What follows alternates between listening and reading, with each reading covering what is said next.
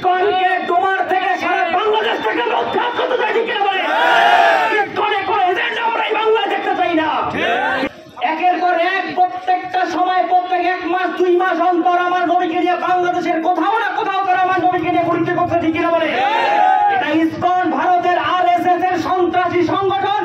ISKCON আর নরেন্দ্র মোদীর প্রত্যক্ষ মদতের পরিকল্পনা করা। আমরা এখানে আমাদের কোনো ব্যক্তিগত স্বার্থের জন্য আসি না, ঠিক কিনা বলে? আমরা এসেছি আমাদের ইমানের জন্য, আমাদের কলিজার টুকরা নবীকে নিয়ে যে কটূক্তি করেছে, বাজে মন্তব্য করেছে, তার সুষ্ঠু বিচারে চাই, ঠিক কিনা বলে? আমরা দেখতে পেরেছি সম্প্রতি ধরণীগঞ্জের মধ্যে বিজয় দাস। মূল উদ্দেশ্য হলো বিজয় দাসের সঙ্গে যতজন জড়িত আছে প্রত্যেককে আমরা দৃষ্টান্তমূলক শাস্তি চাই। একের পর এক প্রত্যেকটা সময় প্রত্যেক 1 মাস 2 মাস অন্তর আমার নবীকে নিয়ে বাংলাদেশের কোথাও না কোথাও করে আমার নবীকে নিয়ে পরিচয় করতে, ঠিক কিনা বলে? এটা ইসকন ভারতের RSS এর সন্ত্রাসী সংগঠন। ইসকন আর নরেন্দ্র মোদীর প্রত্যক্ষ মদতের পরিকল্পনা করা। আমরা মুসলিম, আমরা শান্তিপ্রিয় মানুষ, ঠিক কিনা বলেন? 90% মুসলমানের এই দেশের মধ্যে সাম্প্রদায়িক কোন হামলা, এই দেশের মধ্যে সাম্প্রদায়িক কোন মানুষের উপর আঘাত, সংখ্যালঘু দাবি করার পরে কোন মানুষের উপরে এরকম হামলা হয়েছে দৃষ্টান্ত কেউ দেখাতে পারবে না, ঠিক কিনা বলেন? এই দেশের মধ্যে হিন্দু, মুসলিম, বৌদ্ধ, খ্রিস্টান প্রত্যেক ধর্মের মানুষ সমানভাবে বেঁচে থাকতে পারে, ঠিক কিনা বলেন? তাদের ধর্মীয় পরিচয় থাকতে পারে। হিন্দু ভাইদের প্রতি শ্রদ্ধা সহিত রেখে বলতে চাই, সম্মান রেখে বলতে চাই, আপনারা ধর্মীয় নিয়ম, ধর্মীয় অনুশাসন মানবেন, সেটা আপনাদের ধর্মের কায়দায়।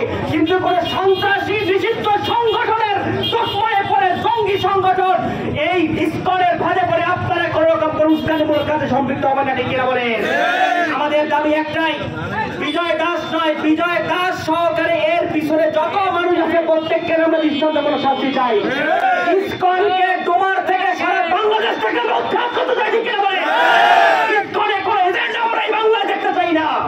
বিশেষ করে তোমার শান্তিপ্রিয় জায়গা, এই তোমারের মধ্যে অনেক বড় বড় ব্যবসায়ীরা, তথ্য আমাদের কাছে আছে, অনেক বড় বড় ব্যবসায়ীরা ইসকনদেরকে ডোনেশন দিয়ে থাকে। আমরা এতটুকু বলতে চাই, ইসকনদেরকে ডোনেশন দিয়ে গোপনে আপনারা যদি মনে করেন খুব মহৎ কাজ করতেছেন, জাতির সামনে আপনাদের পরিচয় উন্মোচন করতে আমাদের 5 মিনিট সময় লাগবে না। এর পরবর্তী আরেকটা বিষয় হলো, ধরণীগঞ্জে গতদিনে আমার ভাইরা যখন বিজয় দাসকে আটকে রেখেছিল রুমের মধ্যে, কিন্তু মুসলিম নামধারী মুনাফিকরা তাদের উপর হামলা চালিয়েছে, ঠিক কিনা বলে? প্রত্যেকের ভিডিও ফুটেজ দেখে দৃষ্টান্তমূলক শাস্তি আমরা চাই।